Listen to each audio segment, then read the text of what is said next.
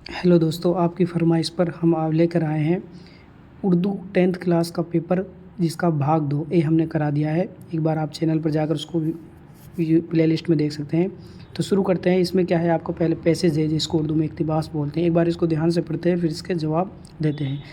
तो शुरू करते हैं। किसी ज़माने में हमारे मुल्क में बहुत जंगल थे, मगर अब आबादी के बढ़ने यानी जनसंख्या के बढ़ने, शहरों के आबाद होने, खेती बाड़ी और कारखानों में इजाफे की वजह से जंगल कटते जा रहे हैं। जंगलों की वजह से आब व हवा अच्छी रहती है, हवा में ऑक्सीजन की कमी नहीं रहती, बारिश खूब होती है, बाढ़ की तेज़ी कम होती है। इसके अलावा जंगलों में तरह तरह की जड़ी बूटियाँ, इमारती लकड़ी, गोंद, कोयला, लाख, रबर, कागज़ बनाने की लकड़ी, तारपीन का तेल और इसी तरह की बेशुमार चीज़ें हासिल होती हैं।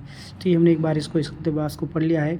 इसके सवालों के जवाब देते हैं। तो पहला सवाल है इसमें, सवाल नंबर 4, जंगल क्यों कटते जा रहे हैं? जैसा कि हमने शुरू में देखा था कि क्या है, आबादी के बढ़ने, वो यहाँ से लगाएंगे इसका, आबादी के बढ़ने, शहरों के आबाद होने, खेती बाड़ी और कारखानों में इजाफे की वजह से क्या है, जंगल कटते जा रहे हैं।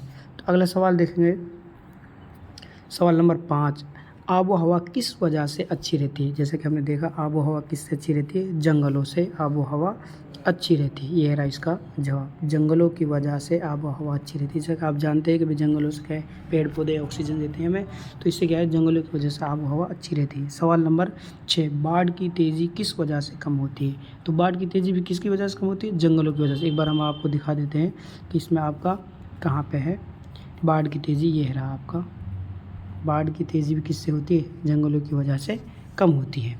आगे चलते हैं। सवाल नंबर 7, जंगलों से हमें क्या क्या चीज़ें हासिल होती है? जैसे आपके पैसेज में आखिर में दे रखी हैं सारी चीज़ें कि जंगलों की हमें इस वजह से हमें क्या क्या चीज़ें हासिल। तो इसके क्या है, जंगलों में देखो ये रहा, यहाँ जंगलों में तरह तरह की जड़ी बूटियाँ, इमारती लकड़ी, गोंद, कोयला, लाख, रबर, कागज़ बनाने की लकड़ी, तारपीन और इसी तरह की बेशुमार चीज़ें हासिल होती हैं। ये हो गया आपका पैसेज। आगे चलते हैं। मंदरजा झेल सवालात के जवाबात मुख्तसर लिखिए, यानी आपको शॉर्ट में देना है इसका। सवाल नंबर 8, सिफ्त की तारीफ़ लिखिए। इसको बोलते हैं हिंदी में विशेषण। तो देखते हैं, सिफ्त की तारीफ़ यानी इसकी परिभाषा लिखनी है। तो क्या है, वो इस्म की खूबी या खुसूसियत बताने वाले अल्फाज क्या कहलाते हैं? सिफ्त कहलाते हैं। जैसे काला लड़का, लंबी लड़की, ये सब क्या है, इसकी काला, लंबी, गोरा, ये क्या है, सब सिफ्त है। अगला सवाल है, फ़ेल माजी। फ़ेल माजी किसे कहते हैं? फ़ेल के मायने यानी किसी काम, माजी यानी गुजरे हुए ज़माना, जिसको हम पास्ट बोलते हैं। फ़ेल कहते हैं वर्ब को, इंग्लिश में यानी कार्य को, क्रिया को। तो बात करते हैं, यानी वो फ़ेल जो गुजरे हुए ज़माने में पाई जाए, उसको कहते हैं फ़ेल माजी। जैसे असलम स्कूल गया था, असलम स्कूल गया था, ये आपके हो गए फ़ेल माजी। सवाल नंबर 10, मुहावरा छठी का दूध याद आना के क्या मायने हैं? इसका मायने है कि एक साथ बहुत सारी तकलीफ़ें यानी दुख दर्द आ जाना। यानी एक बार क्या होता है कि आदमी जब बहुत सी परेशानियों में आ जाता है तो उसको क्या है, पीछे के सुख याद आ जाते हैं, है ना। ये इसके मायने हो गए। आगे बात करें, सवाल नंबर 11, मंदरजा झेल अल्फाज के मुतज़ाद लिखिए। मुतज़ाद कहते हैं विलोम शब्द को, यानी अपोजिट को। तो बात करते हैं पुख्ता यानी पक्का, तो इसका क्या हो जाएगा? कच्चा। पुख्ता का क्या हो जाएगा? कच्चा। ये आपका हो गया पुख्ता का कच्चा। अगला है भलाई। भलाई का क्या हो जाएगा? बुराई। भलाई का क्या हो जाएगा? बुराई। ठीक है, आगे चलते हैं। सवाल नंबर 12, मंदरजा झेल मुज़क्कर अल्फाज के मुअन्नस लिखिए। मुज़क्कर कहते हैं पुल्लिंग को और मुअन्नस कहते हैं स्त्रीलिंग को। तो आपको क्या है, तो बेटा का आप जैसा कि जानते हैं, बेटा का क्या हो जाएगा? बेटी। बेटा का क्या हो जाएगा? बेटी। और अगला है बादशाह का क्या हो जाएगा? बेगम। बादशाह का क्या हो जाएगा? ये बेगम आपका। ठीक है, आगे चलते हैं। सवाल नंबर 13, मंदरजा झेल अल्फाज की जमा लिखिए, यानी बहुवचन बनाना है आपका। इसका एक वचन है, इसका बहुवचन बनाना है। मजमून, तो इसका क्या हो जाएगा? मज़ामीन। मजमून का क्या हो जाएगा भाई? मज़ामीन। ठीक है, मज़ामीन। ये हो गया आपका मजमून का। आगे है आपका शिकायत। शिकायत का क्या हो जाएगा? शिकायात। शिकायत का क्या हो जाएगा? शिकायात। ये हो गया आपका शिकायत। ठीक है, आगे चलते हैं। मंदरजा झेल अल्फाज पर साबके या लाहिके लगाइए। साबके कहते हैं उपसर्ग को और लाहिके कहते हैं प्रत्यय को। इनमें से एक लगाना है, तो आप इसमें उपसर्ग लगाएंगे या प्रत्यय।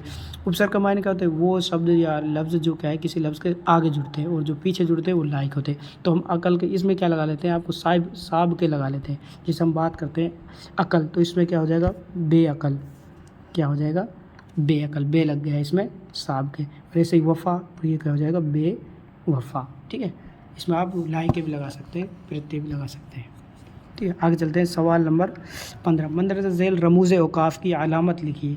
रमूज़ औकाफ़ कहते हैं पंक्चुएशन, जिसको हिंदी में बोलते हैं विराम चिन्ह। अलामत यानी निशानी, खाली इसको क्या है, आपकी निशानी इसके तारीफ बयान नहीं करनी, खाली इसका निशान लगाना है। खत्मा इसको होता है फुल स्टॉप, तो उर्दू में इसका क्या होता है, चिन्ह ये होता है खाली। ठीक है, ये हो गया खत्मा। आपका हिंदी में अपन खड़ा लगाते हैं, लेकिन उर्दू में इसका आड़ा होता है।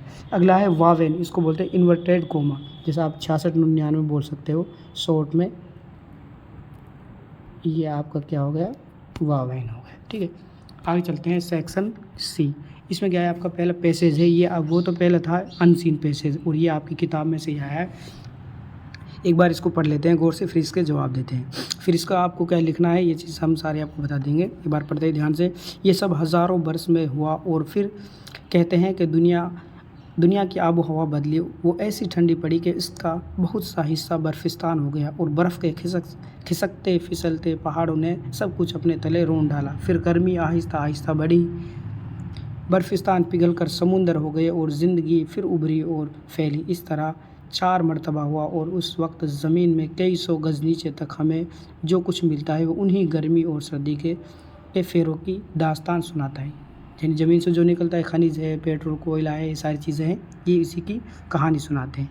तो बात करते हैं इसके सवाल जवाब की। इसमें क्या है, आपको इसका क्या लिखना है, सियाक़ व सवाब, प्रसंग और व्याख्या। सबसे पहले आपको ये देखना है कि किस सबक से लिया गया है और इसके मुसन्निफ़ कौन है। जैसे कि हम बात करते हैं, ये क्या है, आदमी की कहानी। सबक का नाम क्या है, आदमी की कहानी। इसके मुसन्निफ़ कौन है, प्रोफेसर मोहम्मद मुजीब। ये होगा आपका सियाक़, है ना। और सबाक में क्या करना है, इसका थोड़ा सा खुलासा करना है कि मोहम्मद मुजीब ने आदमी की कहानी में के बारे में लिखा है कि आदमी की पैदाइश या आदमी की तरक्की किस तरह हुई। यानी पहले क्या था, ज़मीन बर्फ़ थी, पानी थी, फिर धीरे धीरे क्या है उसका क्या है, उन्होंने समुंदर का रूप ले लिया, और धीरे धीरे वो इंसान, और उसका बीज फला फूटा और वो इंसान के रूप में हो गए।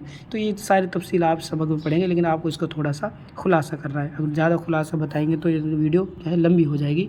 तो आप मुख्तसर सा बताते हैं हम आपको। तो आगे चलते हैं। ये दूसरा पैसेज भी आपका इसी तरह है, इसको भी आप देख लेना।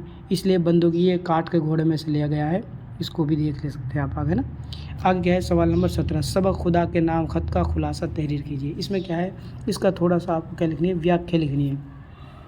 जैसा कि आपको मानना है कि खुदा के नाम ख़त किसका है।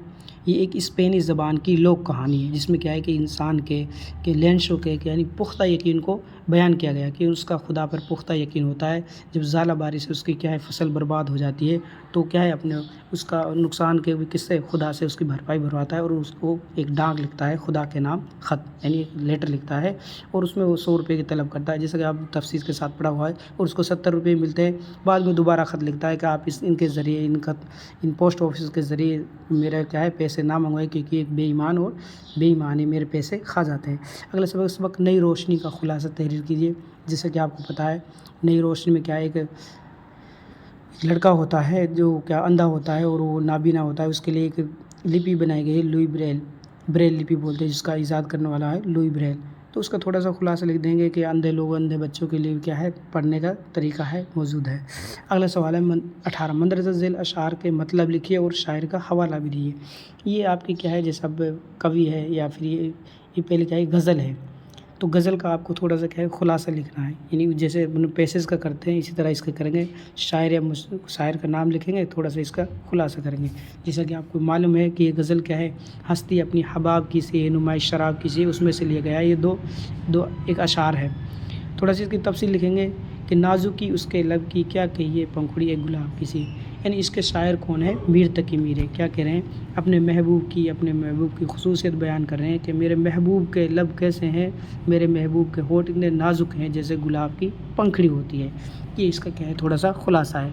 अगली क्या है, कोई उम्मीद बर नहीं आती, कोई सूरत नज़र नहीं आती। ये आपकी क्या है गज़ल है, मिर्ज़ा गालिब इसके क्या है शायर है। आप शुरू में लिखेंगे कि ये गज़ल हमारे सब کتاب سے لی گئی ہے جس کے شاعر کون ہے؟ مرزا غالب ہے۔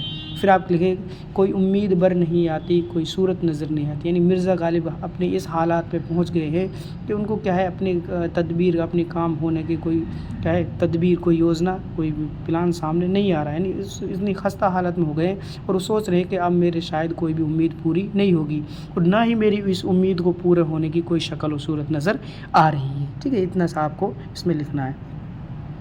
اگلا جیسے کہ آپ کو نظم دے رکھی ہے کہ اس کا آپ کو کیا ہے شاعر کا نام بھی اور اس کا تھوڑا عنوان لکھنا ہے اور تھوڑے تفصیل کے ساتھ۔ تو آپ کو پتہ ہے کہ جیسا کہ یہ کیا ہے نیکی اور بدی سے نظم لی گئی ہے جس کا نذیر اکبر آبادی ہے نا، اس کو تھوڑا دیکھ لیں گے۔ آگے سبق 19، سوال نمبر 19، نظم پہاڑ اور گلہری کا خلاصہ۔ جیسا کہ آپ کو معلوم ہے کہ یہ کیا ہے ایک نظم ہے جس کے شاعر کون ہے؟ علامہ اقبال ہیں، اور اس نے کیا ہے بہت گفتگو کو بیان کیا ہے، یعنی پہاڑ اپنے آپ پر کیا کرتا ہے تکبر کرتا ہے کہ میں اتنا بڑا ہوں، اتنا اونچا ہوں، اور گلہری کیا کہتی ہے کہ آپ اپنے اس پر غرور نہ کریں، اللہ نے جو بنایا ہے جیسا بھی بنایا ہے وہ سب صحیح ہے، کیونکہ آپ اتنے بڑے ہو لیکن آپ میری طرح ہل ڈل نہیں سکتے، ایک ڈالی سے دوسری ڈالی پر جا نہیں سکتے۔ تو یہ تھوڑا سا ان کے بارے میں گفتگو کو بیان کیا گیا ہے، آپ اس کے بارے میں تفصیل سے لکھ دیں گے۔ اگلا ہے نظم اے شریف انسانوں کا خلاصہ تحریر کیجیے۔ ان دونوں میں سے آپ کو ایک کرنی ہے جو بھی آپ کو اچھی طرح یاد ہو۔